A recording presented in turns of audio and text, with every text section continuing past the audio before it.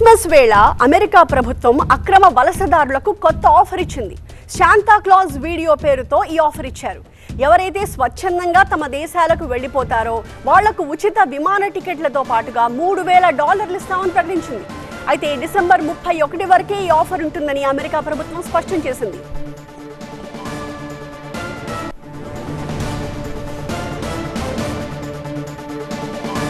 ఎవరైతే తమంతట తాముగా అమెరికా విడిచి వెళ్లిపోతారో వాళ్లను నైస్ లిస్ట్ లో పెడతామని ట్రంప్ ప్రభుత్వం ప్రకటించింది.